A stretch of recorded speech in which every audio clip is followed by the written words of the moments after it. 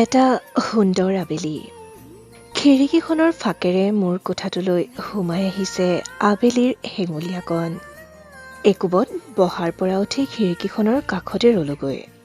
হেঙুলীয়া কণে চকুৱে মুখে চুমা আঁকি দিলে। উমাল উমাল ভাৱ এটাই অজানিতে বুকুত শিহৰণ তুলিলে।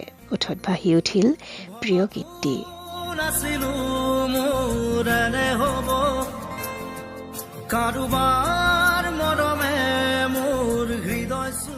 নাজানো কিয় আজি মোৰ মন ফাগুনৰ দৰেই উন্মদনা হৈ পৰিছে।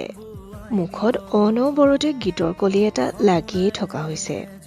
ইফালে বৰষুণ জাক আহিলেতো এনে লাগে যেন প্ৰতিটো টোপালত কেৱল তুমিয়েই আছা। মই বৰষুণ জাকত তিতো আৰু কুচি মুচি কৰি তোমাৰ হৃদয়লৈ সোমাই যাওঁ। বাৰিষাৰে বৰষা হোৱা বুকুতে নামিতো চোৱা, তাতে তুয়ো ভিজিম মৰমতে বাৰে বাৰে। কিয় এনে হয়?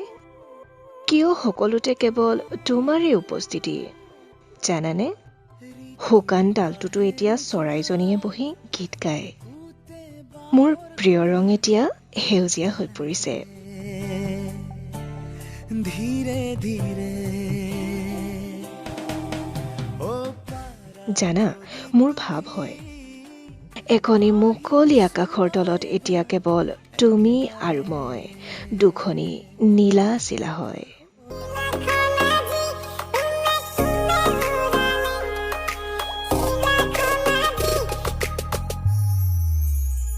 তুমি মোৰ বুকুতে গোপনে গোপনে আহি সোমালাহি।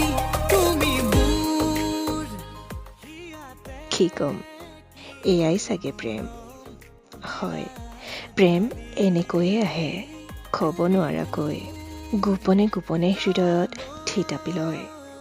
প্ৰেম কৰা নাযায়, প্ৰেম হৈ যায়। মোৰো হ'ল, ভিৰৰ মাজৰ পৰা তোমাক বিচাৰি উলিয়ালো।